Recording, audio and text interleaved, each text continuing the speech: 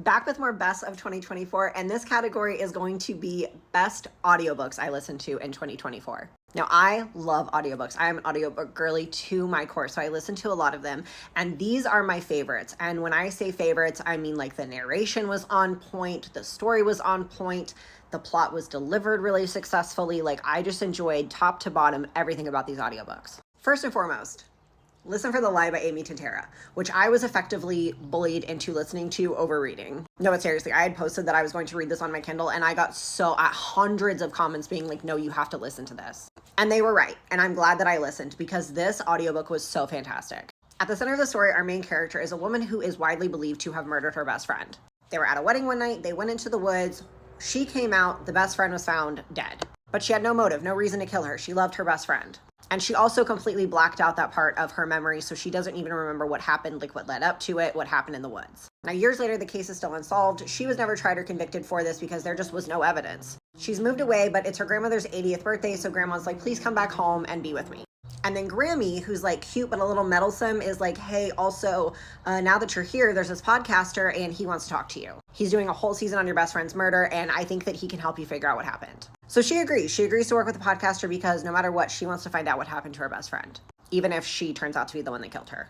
Oh my God, The Lake of Lost Girls by Katherine Green was truly one of the most fantastic audiobooks I listened to this year. Like, I could not put it down. So the story takes place in both the past and the present. And in the past, it's 1994, and 4 college girls have gone missing, and they're all connected to each other. Now, in the present, we're like 20 years later, and no one knows whatever happened to those girls. But one day in this lake, near where all the girls disappeared, a body is found. Now, this book is told in the past portions by one of the girls who disappeared, whose name was Jess.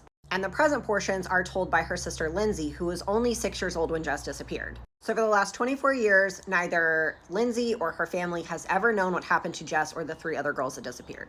But then the body is found, the investigation is reopened, and true crime podcasts and blogs and the news, and everybody reopens this case along with the police. Lindsay is torn between wanting to know what happened to her sister and the fear that she will never see her sister again. This book was gripping, it was moving, it was incredibly well done. Like, I could not stop listening to this book.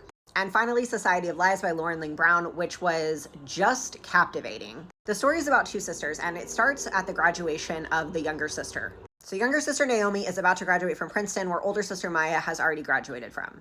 When the night before graduation, Naomi's body is found.